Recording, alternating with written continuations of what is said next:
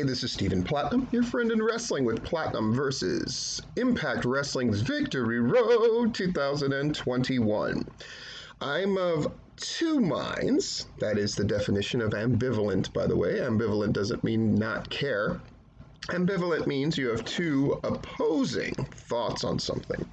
About Impact pay-per-views, often their big cornerstone ones are very good, but the other ones are barely promoted or of no consequence. Victory Road's obviously a bigger one, but I wouldn't call it one of their biggest. However, the impact of this one I thought was, Impact. Oh boy, how much do you think they regret having the name TNA for so long? Golly, Vince Russo is shit.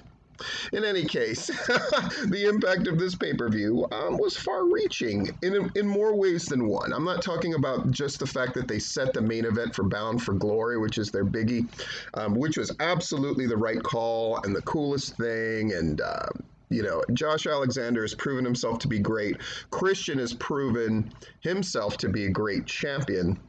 And so the thought of the two of them squaring off is right down the Impact alley. And I felt with this pay-per-view, Impact really got a bit of its soul back. Let's just jump into it. It was not the shortest pay-per-view. They definitely gave you your money's worth, right? In this era where we often see pay-per-views less than 3 hours, this one was far more than 3 hours. And we opened with Steve Maclin versus TJP versus Petey Williams, which felt like a quintessential Impact match until we got to the next one. Because you had these three guys really telling the story, moving all around. I got to see two spots I've never seen before, which to me isn't part of the Impact thing, right? Which is, give us some stuff we've never seen before. That's their way of competing with the glitz and glamour of the WWE, such as it is. And the sort of hard-driving AEW, they have to separate themselves as they kind of fight to be the third horse in a three-horse race, which is a terrible position to be in. But part of their thing is innovation, and the double tree of woe where the two smaller guys, TJP and P. Williams, were hung up next to each other and then both got speared by Steve Maclin was brutal. And then the double 10 punch when the two smaller guys got their revenge, where they were on either side of Steve and traded punches back and forth for the 10 count, I thought was really clever. Small stuff, but again, really, really great. At the end, Steve Maclin wins. It's the right choice. We move on. Next match was even more of an Impact kind of match because you had five guys going at it. Black Taurus, John Skyler, great to see him getting such a prominent spot, by the way. AEW had used him on Darks for a few times, but John Skyler really deserves a chance to really show his stuff.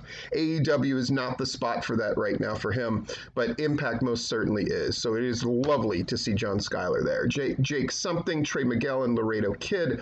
Laredo Kid winning was a huge shock, and this match was go, go, go, go, go, but it did not look chunky. It did not look awkward.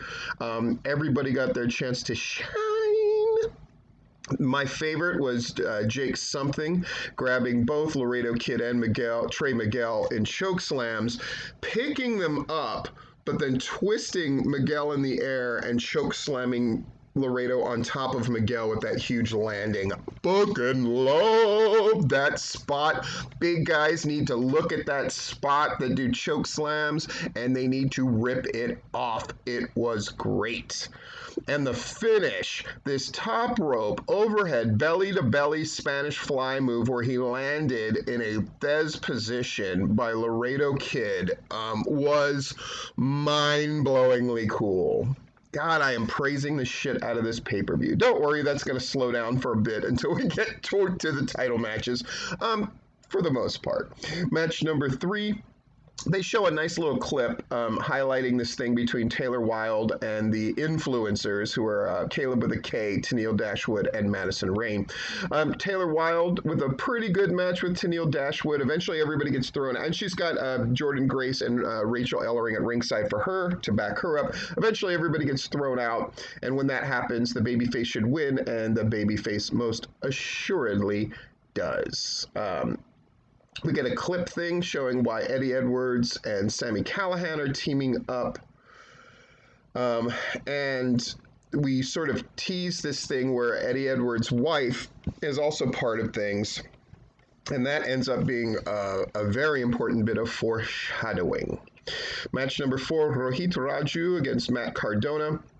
Matt Cardona in a no DQ match. Matt Cardona, who's been on a total roll on the GCW front and in Impact, no less here. At one point, Matt Cardona looks like he's going to win, but then Shira comes out and distracts him, which really leads to Rohit Raju taking this match over. But at the end, Chelsea Green, Matt Cardona's woman, comes and helps him, and then he hits his radio silence finisher. That radio silence thing where he jumps up and basically does a leg drop lariat kind of thing on the floor looked amazing and made such a crazy sound on the ramp. Great stuff. Hikuleo and Chris Bay, which we show why they're a team, against Finjuice, was not my favorite Finjuice match I've ever seen. Hikuleo ends up winning it for his team. We get another video package highlighting why we're seeing Moose and Morrissey against Sami Callihan and Eddie with Alicia. And the big story here is the brutality of Alicia being Eddie Edwards' wife being power bombed. Very brutal spot. They treated it with the seriousness that it warrants when you have man-on-woman violence, which is such a rarity in wrestling nowadays, at least in a non-deathmatch world. Really, really cool. And then Morrissey boot, Moose spear, and they get the win. And there's that.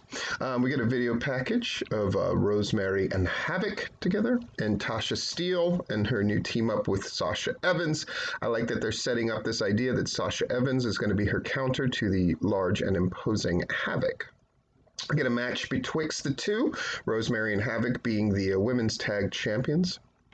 At the end, Havoc wins with that pile driver in a match of little note, but was probably necessary, because we want to get these title matches in.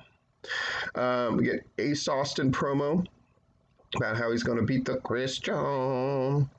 And we get this setup between the Good Brothers and Swan and Mac. Now we have that match, Richard Swan and Willie Mack against the Good Brothers, who are the Impact Tag Team Champions. At the end of the day, shenanigans ensue. Of course, Richard Swan is not going to get pinned, Mr. Number 10 in the PWI 500, but the Magic Killer does eventually happen on Willie Mack, and the Good Brothers get the win.